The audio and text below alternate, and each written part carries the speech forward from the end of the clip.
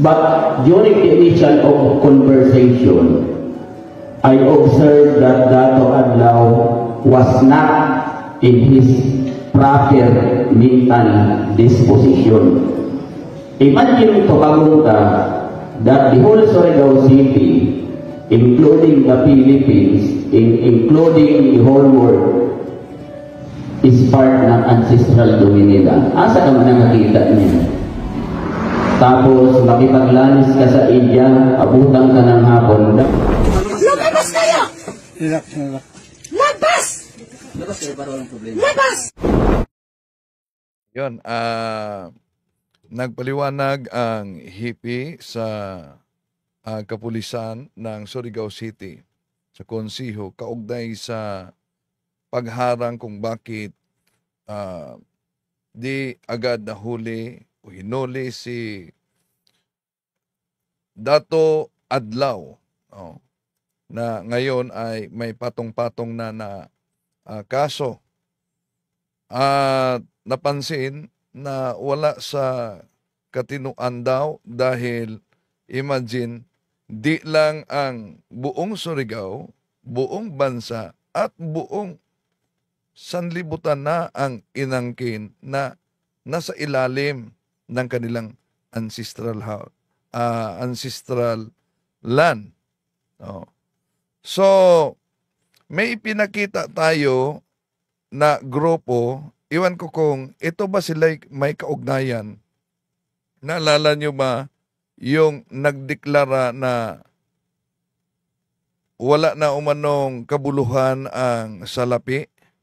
O para may reyna din sila. Sandali, hanapin natin yon. At may mga sundalo sila. Yun po ba ay mamaya hanapin natin yon, no? Pakinggan natin mamaya yung paliwanag ni Colonel Mariano Alocban. Pero tatalakayin din natin dito dahil ito'y kumakalat na tinaguriang bagong kulto. Pero may isang miyembro ng INC na di daw masama yung kulto. Sinasabihan tayo na napakarami na kulto, no? Kulto daw ang Iglesia ni Cristo. Alam mo, para maisingit ko lang ang kulto hindi po masama. Ang kulto. But during the initial of conversation, mamaya, ituloy natin yan kay Colonel Mariano Alocban. So, ang kulto di daw masama, pero iba ang pahayag ni Cesar Sinita ng Iglesia ni Cristo din. Linuloko lang po kayo. Alam po ninyo, ganyan po ang kulto. Sobrang paniniwala sa isang tao na kahit na hindi totoo pinaniniwalaan at nagpapakilalang evangelist. At si Kristo talaga ang pinangangaral niya. At ang ginagawa niya doon sa mga napapaniwala niya, linuloko niya. Yun. Niluloko ng kulto sa mga napapaniwala. Ano nga ba talaga? Tatalakayin natin ito mga kapatid dahil alam niyo naman, ang dami na ngayong mga nagsilitawan at may nakita akong video na may grupo pa ni Commander Tigre diyan sa naturang area na nag-react sa ginawa. Bukas ating tatalakayin yan, Commander Tigre. At sabi niya, sila ang legitimate daw kumpara nitong Dato Adlaw. Meron pang Dato Subang. Dato Adlaw, Dato Subang, may Commander Tigre. Okay, tatalakayin natin yan. Kasi umalingan, pag palaging inulit-ulit ay magmukha talagang katotohanan para sa ating mga kapatid na kulang ang kaalaman. Ang pagkadaya ay maranasan sa iba't ibang paraan. Pero napakasakit pag madaya tayo sa pananampalataya. Dahil nanganib pati ang ating kaluluwa. Viva Cristo Rey! Pro Dio et Ecclesia! Kumusta sa lahat nating mga suking taga-subaybay? Welcome po. Sa mga sumusuporta, lalo na sa PPP supporters, no? Meeting kagabi kasama ni Father Darwin at malapit na 1:00 ng madaling umaga natapos. So, sa lahat ating mga kapatid na sumusubaybay ngayon, welcome po. At kumusta sa lahat? Ating i-acknowledge ang mga pumasok ngayon. Maraming salamat din sa suporta ni Manolito, si Amil Bayot Ohayas, si Berna Ibersabal, Bieno Doldan,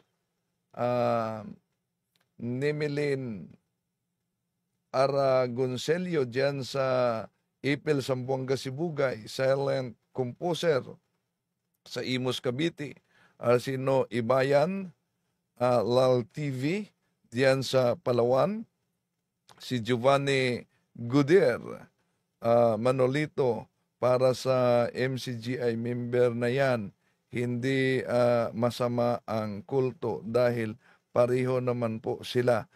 Si Delphine Rabago, si Manolito, at sa tingnan natin sa pananampalataya at katweran, si Julie Basco Cañete, Bautista Seraco, at sa lahat na mga kapatid nating nagsubaybay, si RG Andraki, hello bro Windel, kumusta? Okay, din natin pa tatagalin pa mga kapatid. Sa pagkakataong ito, ating tatalakayin, may nakita kasi akong video din na bago si Police Colonel Mariano Lucban, ang kaugnay sa eto, galit na galit, parang empleyado siguro ito ng gobyerno na pumasok sa kanilang teritoryo. Galit na galit yung si Bae, no, Lourdes, yung kanilang tinaguriang reyna. Kayo sa legality. Lumabas kayo! Labas! Lumabas kayo! Labas! Labas kayo para walang problema. Labas! Mag-ikuha kayo ng appointment!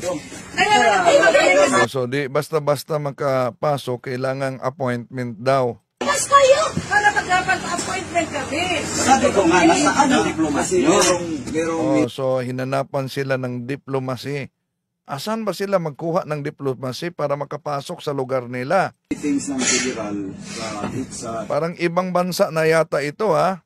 PINSA at saka PINSA. Ay, ito Ano wala kayo? Ano kasi kailangan kayo? Lumabas kayo! kayo?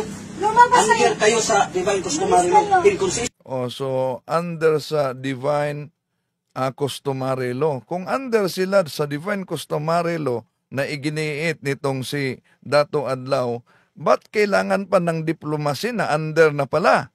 State to Republic Article 71, April 1997 na Ayan ang palagi niyang binabanggit. Ang EFRALO na ayon sa mga legitimate na IP's leader, di naman umano legitimate ang grupo nitong si Dato Adlaw. personal pinagtanong batas. Malagay sa kiro batas ng protocols. Walay katungod ang civil government. So walang karapatan na daw ang gobyerno ayon kay Dato Adlaw dito. Wala naman kaming ganong objective. Ano yung may regulation na naman? So nagpaliwanag din, parang empleyado ito sa gobyerno, pumunta sila, ang layunin nila ay Umalis na nga kayo! so pinaalis na talaga, no? Sinong nagpapasok nila? Yung gwardiya siguro. Pero di welcome nitong hari at Dato Adlaw, no? Di welcome, pero naputulan na sila ng kuryente, naputulan na sila ng tubig. Kasi hindi kami pwede makipag-usap sa mga tao ng mga injustices! Mga taong may injustices daw, di sila pwedeng makipag-usap ayon sa kanilang reyna na si Bae Lourdes. Magugulo kayo kausap! Sabi na pastor ka. Paano magiging magugulo na pumasok lang sila para gusto makipag-usap, pero iba naman ang makita nating reaksyon dito na galit na pinalayas na yung mga gustong makipag-usap. Pagdating ng religion, 22,000 religion. Baka pakibang kasama mo na Bakit mo ako nakapasok ka. sinutudlo? Anong kasalanan ko? Eh bakit nandito kayo? Palalabasin kayo. Dinala ko din kahit mayroon lang So, galit na galit talaga. Sabi ng isa, ano bang kasalanan ko? Labas Labas na kayo. Labas na nga kayo. Magkaso kayo kung magkaso kayo. Oh, yan ang hamon talaga niya. Kahit sa PNP, di ba? Hamon niya, magkaso kayo. Eh, may kaso na, patong-patong ng kaso. Oh, patong-patong na talaga ang kaso nila. At pinag-aralan pa, nauna yung sinabi ni Police Colonel Mariano Lucban, hipi ng PNP Surigao, na pinag-aralan pa yung mga elemento sa dalawang kaso, yung human trafficking, yung illegal recruitment, na ang naturang mga binanggit na kaso, walang piyansa yon pag mapatunayan na may probable cause talaga. Bakit tayo makinig? Kung adlukan, ha?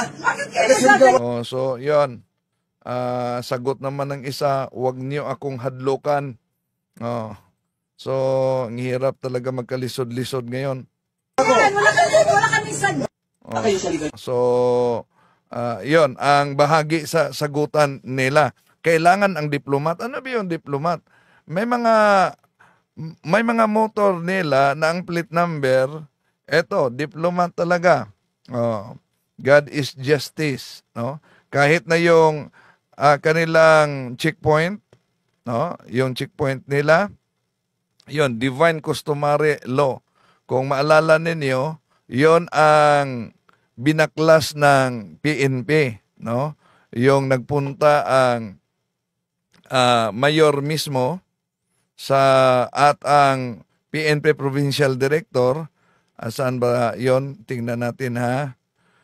Yung binaklas ng PNP ang... We continued sandali. Binaklas ng PNP ang naturang... yan. Binaklas nila yan. At matapos binaklas yan, galit na galit talaga. At may pagbabanta pa itong si Dato Adlaw. Ito. Ang pagpunta sa mayor. Dili na kahoy. Pagtawag ko naman ng media para ibaw ka ng tubuan. Ano? Media. Ha? Pagtawag ko naman ng media Susunod para pa media pa nga, mga talawan ka mo. Talawan, di ka mo talawan. Hindi yung maging storya mo. Magkikisto na lagi ka mo. Ano kinang naman ng media? Pero hindi mo ka magsidiri. Pero ikaw na lagi. Dili lang kayo musuyod di ha. Pagkaw lapitan. Istorya raman. O kung dili ka mosulod, di ba po may mapugos? Oh, di man may mapugos kung dili ka mosulod. Storya ta Pero dili pwede kinahanglan. So, ayan, gusto nilang papusukin ang mayor, pero may bahagi sa video din nakita ko na walang barel sa PNP na gustong ipasok umano. Pero sila, may mga matatalim at mga mahahabang, yung iba, samurai talaga, no? Itak. Ito. Tanggal na. Magkakaso ka mo. Itanggal na nila. Oh, ito na mga rebuildi sa ating bayan. Galit sa kapayapaan. Galit sa kapayapaan. May kaso kayo sa Federal Tribal Government of the Philippines. Ikarga ko nun nila sa patrol car.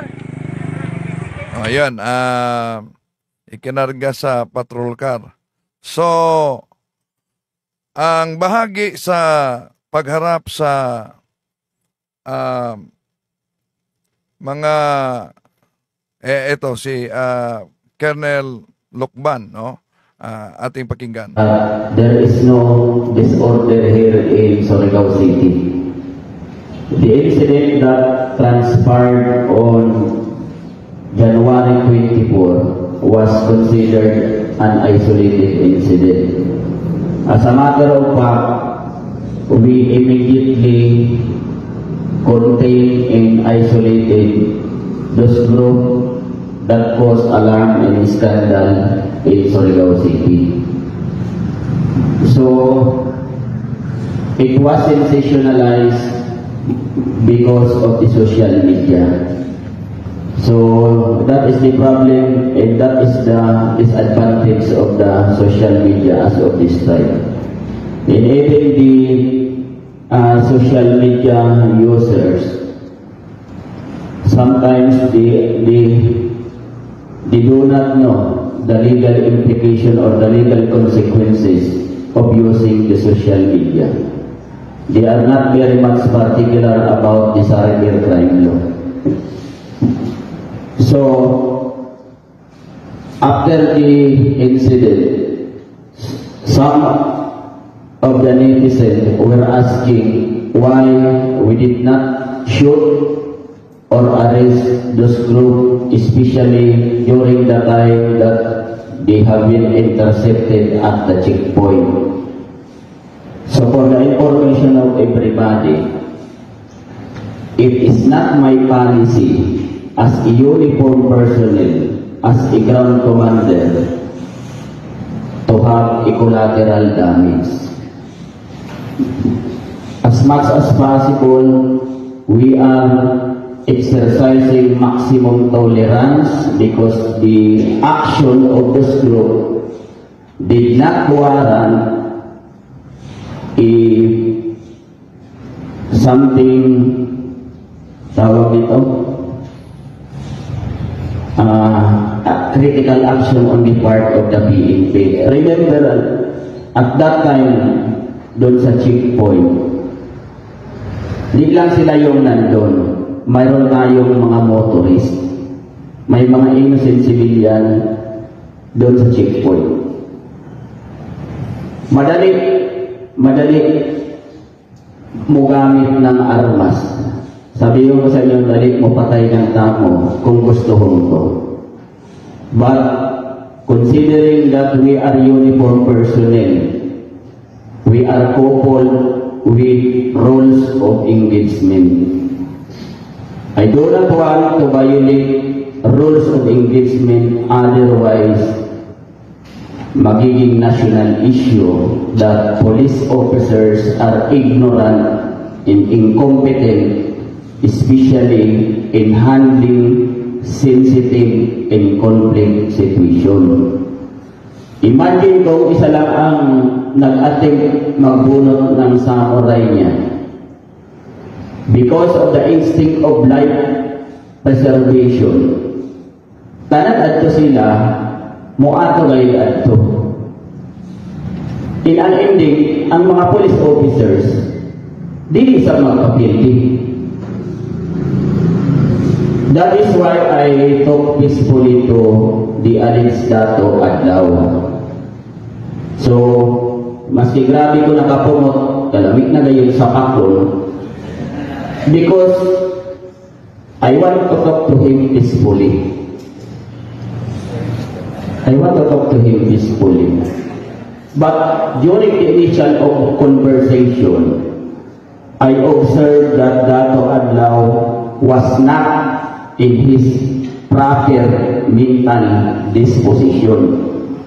Imagine to Pagunta that the whole Surigao City, including the Philippines, including the whole world, is part ng ancestral domain nila. Asa ka man nakakita niya? Tapos, makipaglanis ka sa India, abutang ka ng hapon. That is why I come down with my conversation with him and I appeal to him. You heard that? I appeal to him. Na as much as possible, sabi ko dato, do not take any illegal action. You go to... Yan ang bahagi sa pagharap ni at paliwanag ni Police Colonel Mariano Lucban. At kung maalala ninyo, itong si kinikilalang reyna nila, imagine, ang deklarasyon niya, wala nang basta-basta makapasok daw sa Surigao. Noong nagka-live pa siya, di na sila basta maka-live ngayon dahil naputulan na sila ng kuryente. Kung walang diplomat, lalo na yung mga negosyante. Kasi dito sa Surigao, amin na ito iano na namin dito, walang pwede papasok dito na walang diplomat, na walang pre-prior informed consent po sa rightful owner under management sa federal po, na kailangan diplomat po. Kaya kung ang mga negosyante kaya kailangan talagang diplomat. Ano po bang ibig sabihin nila? Doon sa kanila magkuha nito. Nauna natin pinakita ano yung diplomat nila. May diplomat sila. Parang business permit. Yun ba? So, yun ba ang doon na sa kanila magbabayad? Doon na sa kanila buwis? May sarili na silang gobyerno talaga. pupunta dito na walang mga diplomat pre-prior, hindi na sila makakapasok. Magugutom ng Surigao. Ayun. Yun bang dahilan na nagsagawa sila ng sarili nilang checkpoint na binaklas ng PNP? At ang pinakita natin kahapon, yung pagputol, yung pagputol ng kuryente. So sa mga bago lang pumasok, maalala ninyo na sinampahan na sila ng kaso sa piskalya at hinihintay na yung warrant of arrest. Ito ang kaso, malicious mischief, alarm and scandal, grave coercion, usurpation of authority, violation of COMELEC Resolution number 11607, physical injury, serious illegal detention, grave threats, cyber libel, multiple violation of cyber crime law, and other related crimes. Kasi dito sa Surigao, amin na ito iano na namin dito, walang pwede papasok dito na walang diplomat. So meron silang sariling gobyerno na. Kaya nasa tamang pag-iisip pa ba kung ikay baniwala sa sarili mong kasinungalingan gaya nito? Kaya tinagurian silang bagong kulto. Bagong kulto. At may nagsalita pa yung tinatawag na Commander Tigre na nag-claim na sila ang legitimate kumpara sa kay Dato Adlaw, dahil si Dato Adlaw daw tricycle driver ito, sabi niya sa Tandag. Bukas parinig natin iyan mga kapatid. So, dami na bang nagsilitawan ngayon na mga grupo. Pero dapat din na malaman natin na yung mga occultism, yung kulto, ay hindi sumasamba sa tunay na Diyos. Kung tingnan natin ang unang Korinto Kapitulo 10, versikulo 20, ang sinasamba ay ang demonyo. Kaya nga, may mga anting-anting sila. At ang anting-anting lang, bawal na yan kung ikay Katoliko. Ang problema lang, daming mga miyembro ng Katoliko na kulang ang kaalaman din at niwala na sa kanilang paniniwala, kahit anong pananampalataya mo, isa lang ang patunguhan niyan, ang Diyos. No, di yan totoo. Dahil sa paglitaw ngayon tulad itong mga grupong ito na nakasuot din ng abito, mga kapatid, isa lang ang layunin ng demonyo. Sa 2 Korinto Kapitulo 11, versikulo 12 hanggang 15, upang ikay mailayo sa tunay na iglesia, sa tunay na pananampalataya na nandun ang sakramento. Kaya ang dami na mga nagsilitawan ngayon. At kung maalala niyo, tinatalakay din natin yung isang miyembro ng INC na sabi niya sa munting kaalaman, di naman umano masama tawaging kulto. Sinasabihan tayo na napakarami na kulto. Kulto daw ang Iglesia ni Cristo. Alam mo, para maisingit ko lang ang kulto, hindi po masama. Di ba sabi, pinangaasar, pinampupunto sa Iglesia ni Cristo. Hindi sa pitatanggol ko Iglesia ni Cristo, pero para malinaw na matapos na yung salitang kulto, aalamin natin kung ano yung kulto, no? So, ang kulto para sa kanya di masama. Iba naman ang pahayag ni Cesar Sineta na miyembro ng Iglesia ni Cristo. Dahil iba talaga ang paniniwala niya kung ano ang kulto. Linuloko lang po kayo. Alam po ninyo, ganyan po ang kulto. Sobrang paniniwala sa isang tao na kahit na hindi totoo pinaniniwalaan at nagpapakilalang evangelist at si Kristo talaga ang pinangangaral niya. At ang ginagawa niya doon sa mga napapaniwala niya, linuloko niya, hinihingian din ng abuloy. At yung mga ari-arian, katulad na lima, may sariling lupa, yung miyembro niya, ilinilipat sa pangalan niya.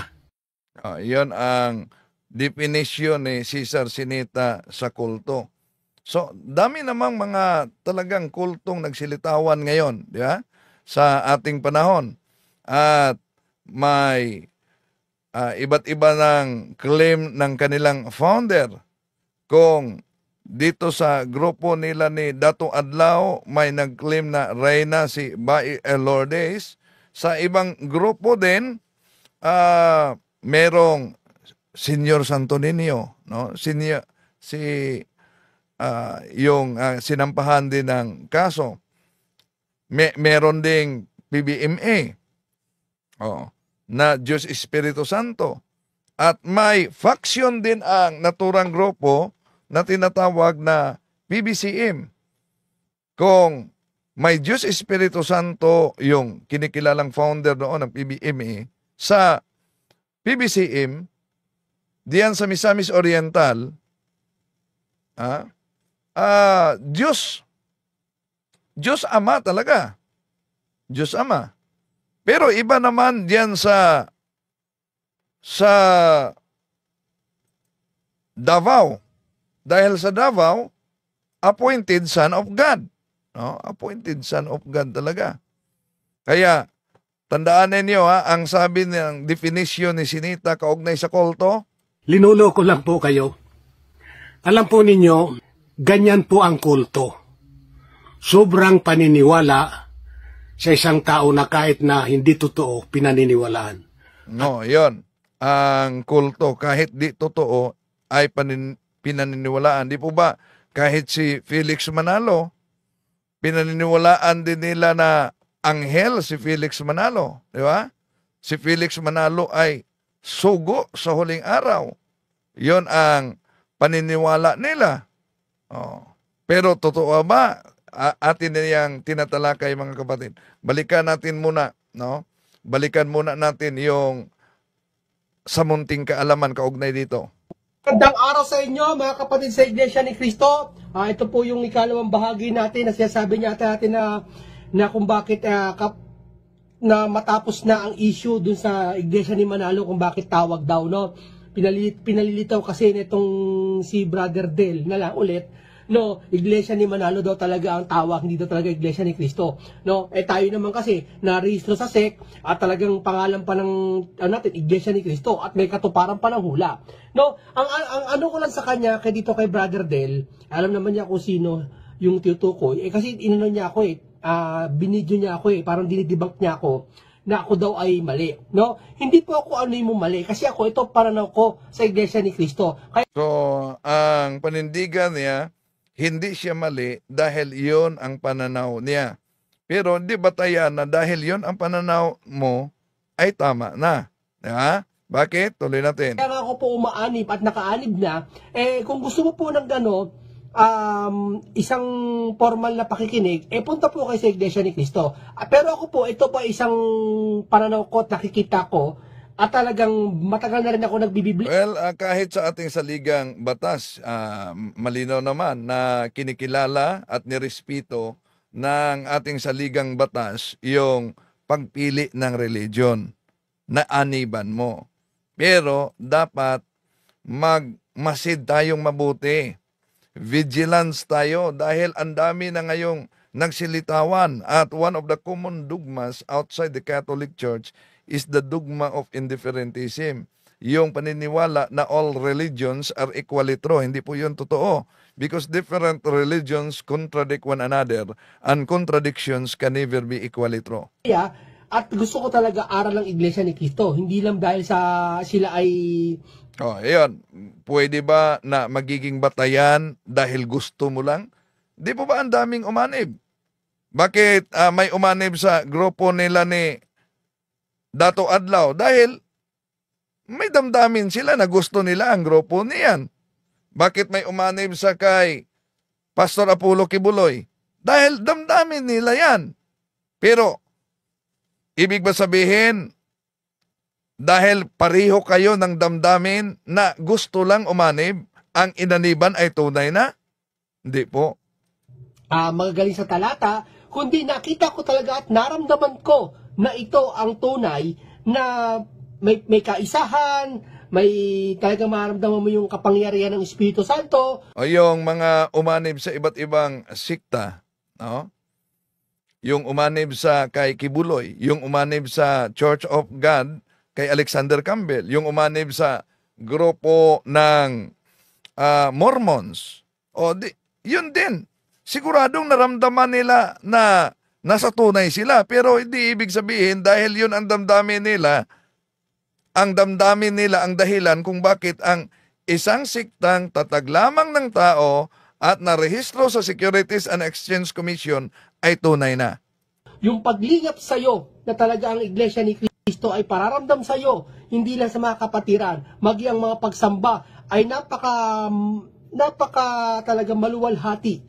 Talaga maramdaman mo yung mga doon pa lang sa palagay mo, yung ibang mga sikta na umanib sa naturang ibang grupo, di nila naramdaman ang katulad sa naramdaman mo? Naramdaman nila yan. Kaya nga sila umanib. Kahit sa Seventh-day Adventist. Dahil, yun ang damdamin nila. Parang tunay ito. Kahit ba na ang katotohanan ay tatag ni Ellen Goldwhite. Ganon din sa Iglesia ni Cristo na kahit yun ang damdamin mo, pero di yan mawala ang katotohanan na tatag kayo ni Felix Manalo. Pagpasok mo pa ng kapila, ramdam na ramdam mo na, no? O ngayon, sinabi niya Iglesia ni Manalo. Ito nga, ginamit niya yung sabi daw, ang tatag daw ni Capelis. May ginamit pa siyang ito, papakita ko sa inyo, no? Ginamit niya tong papel na to, itong sabi nakalagay dito, babasahin ko. United States of America, Philippine Island, Office of the Division, and binasa niya rin to of Archives and Patented Properties of, hindi ko mabasa masyado, Office of Industrial Trademarks. Literate, basta ito lang. Ito yung rehistro ni Kapalagay ng Felix Manalo, applicant. No, binasa niya kasi dito. Malapakalitan naman sa dito Sige, palakihin natin. Itong SIC registration ni Felix Manalo. Ito po, pakita natin, dahil maliit daw. Yan, makita ninyo SIC registration yan. Translation, United States of America, Philippine Islands, Office of the Division of Archives, Patented Properties of Literature, and Executive Office of Industrial Trademarks.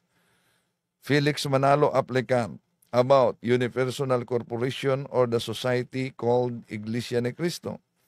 That said applicant appears before this office and respectfully declares that said applicant is the founder and present head of the society named Iglesia ni Cristo, and that said applicant is the founder and present head of the society named the Iglesia ni Cristo, and desires to convert said society into a unipersonal corporation. Yon, may lagda yan ni Felix Manalo talaga. Tuloy natin. Ito yung pagkakarehistro ng Iglesia ni Cristo, no? Ito yung binasa niya dito sa Iglesia ni Cristo nga. si Capeles daw ang nagtatag nito. No?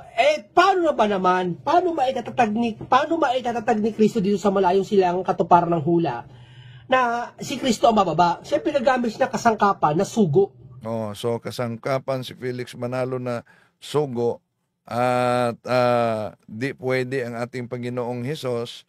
Kaya nga, kung si Felix Manalo ang ginawa ng kasangkapan, claim lang yan. Pero sino ang founder talaga? Batay sa SEC registration, ito ang mabasa natin sa kanilang Pasugo Magazine. Way back on July 27, the Church of Christ was registered with the Philippine government. The registration papers state, among other things, that Brother Felix Y. Manalo is the founder of the Iglesia ni Cristo. So, malinaw na si Felix Manalo ang nagtatag sa Iglesia ni Cristo. Ano po bang kaugnayan dito? Sa SEC registration nila, argumento sa mga ministro ng INC kasi anong argumento nila?